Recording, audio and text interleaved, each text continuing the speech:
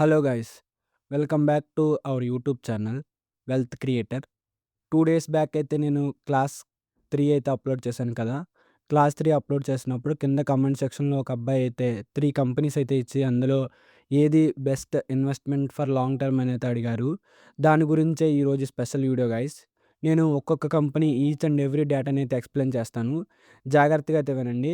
End of the వీడియోకి pros and cons each కంపెనీలో ఏవి అడ్వాంటేజెస్, ఏవి డిసడ్వాంటేజెస్ కూడా ఎక్స్‌ప్లెయిన్ చేస్తాను. దాన్ని బట్టి మీరే కింద కామెంట్ సెక్షన్‌లో తెలియచేయండి. ఏది బెస్ట్ కంపెనీ ఫర్ ఇన్వెస్టింగ్. ఇంకేమాత్రం లేట్ చేయకుండా let's begin the video. First company పేరొచ్చేసి రసెల్ టెక్సాస్. ఈ కంపెనీ మెయిన్ ఫోకస్ చేసేదేంటంటే ఏరోస్పేస్ అండ్ డిఫెన్స్ మ్యానుఫ్యాక్చరింగ్ కిందయితే ఈ కంపెనీ బిజినెస్ అయితే జరుపుతుంది. వీళ్ళ రెవెన్యూ గ్రోత్ వచ్చేసి 20% అయితే ఇంప్రూవ్ అవుతుంది ఫైనాన్షియల్ ఇయర్ 25లో. వీళ్ళకి రీసెంట్‌గానే 800 క్రోర్స్ ఆర్డర్ బుక్ అయితే వచ్చింది. వీళ్ళ మార్జిన్స్ కానీ మీరు చూసుకున్నట్లయితే ఈబీఐటీ అండ్ ఈబీఐటీడీఏ డేటాస్ వచ్చేసి మంచిగానే నడుస్తున్నాయి. నెక్స్ట్ ఆర్ఓఈ వచ్చేసి 6% అయితే ఉంది. ఆర్ఓసీఈ వచ్చేసి 8%.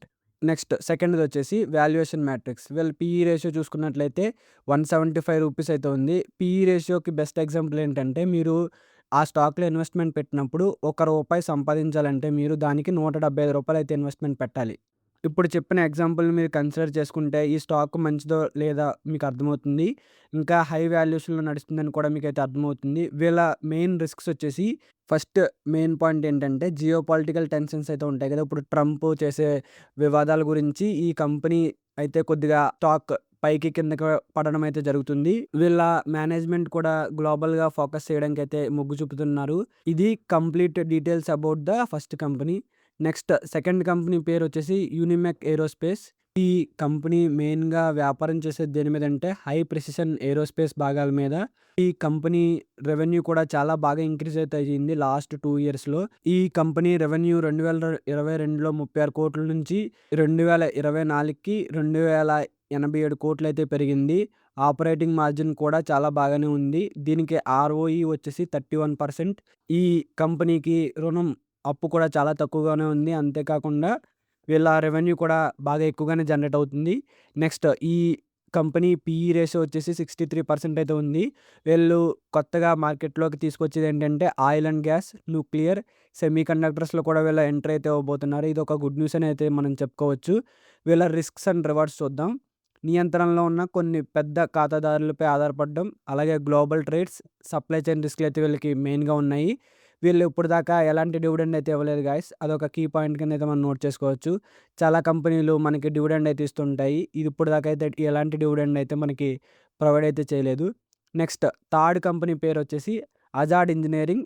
ఈ కంపెనీ మెయిన్‌గా ఫోకస్ చేసే బిజినెస్ ఏంటంటే గ్లోబల్ ఓఎంఈస్‌కి ఏరోస్పేస్ అలాగే డిఫెన్స్ ప్రిసిషన్ భాగాలైతే తయారు చేస్తుంది. వీళ్ళ ఫైనాన్షియల్ డేటా మీరు చూసుకున్నట్లయితే ఈబీఐ డేటా మార్జిన్ 32% అయితే ఉంది. వీళ్ళకి స్టేబుల్‌గా క్యాష్ ఫ్లో అయితే అవుతుంది గైస్. వాల్యుయేషన్ వీళ్ళ ఐపీఓ తర్వాత పీఈ రేషియో 50x అయితే పెరిగింది. అధిక రేటింగ్ లైక్ ముందు ఫస్ట్ కంపెనీలో చెప్పినట్లుగానే వీళ్ళు హయ్యర్ వాల్యుయేషన్‌లో అయితే ఉన్నారు. నెక్స్ట్ వీళ్ళకి గ్లోబల్‌గా ఓఎంఈస్‌తో బలమైన సంబంధాలు కూడా ఉన్నాయి. అదొక కీ అడ్వాంటేజ్ మనం చెప్పుకోవచ్చు. వీళ్ళ రిస్క్స్ అండ్ రివార్డ్స్ అయితే ఇప్పుడు చూద్దాం. వివిధ దేశాలపై అధికారికంగా ఆధారపడడం, అలాగే సరఫరా గొడవలు. నెక్స్ట్ వచ్చేసి కాంపిటీషన్ ఈ సెక్టార్‌లో ఈ కంపెనీకి చాలా ఎక్కువగా అయితే ఉంది. ఇంకొక కీ రిస్క్ ఏంటంటే వీళ్ళు వివిధ పార్ట్స్ అయితే తయారు చేస్తూ ఉంటారు కదా. వాటిలో క్వాలిటీ చాలా ఇంప్రూవ్ అయితే ఉండాలి. అదొక కీ రిస్క్ కింద అయితే మనం చూసుకోవచ్చు. ఇది గైస్ ఈ 3 కంపెనీస్ యొక్క డిఫరెంట్ డేటా. ఇప్పుడు మీకు నేను 3 కంపెనీస్‌ని ప్రోస్ అండ్ కాన్స్ అయితే క్లియర్‌గా ఎక్స్‌ప్లెయిన్ చేస్తాను guys. First company Russell Texas వచ్చేసి వీళ్ళ అడ్వాంటేజెస్ బలమైన ఆర్డర్స్, అలాగే దిగుమతి వృద్ధి, తక్కువ రుణభారం, అలాగే ఇది డిఫెన్స్‌లో ఫోకస్ అయితే చేస్తుంది. కాన్స్ వచ్చేసి అధిక వాల్యుయేషన్, జియో పొలిటికల్ రిస్క్, అలాగే క్లయింట్ రిస్క్ కూడా చాలా ఎక్కువని ఈ కంపెనీకి తెలుస్తుంది. నెక్స్ట్ వచ్చేసి యూనిమెక్ ఏరోస్పేస్. వేగంగా ఎదుగుతున్న ఆదాయం, అలాగే గ్లోబల్‌గా వీళ్ళకి క్లయింట్స్ అయితే ఉన్నారు. డ్రైవర్స్ మార్కెట్లు, అలాగే వీళ్ళు గ్లోబల్‌గా ఎక్స్‌ప్లోర్ అయితే అవుతున్నారు డిఫరెంట్ సెక్టార్స్‌లో. వీళ్ళ కాన్స్ వచ్చేసి సేమ్ అధిక వాల్యుయేషన్ అలాగే ఉంది. పెద్ద ఖాతాదారులపై ఆధారపడడం ఎక్కువగా డిఫరెంట్ కంట్రీస్ మీద అయితే వీళ్ళు ఆధారపడతారు కదా.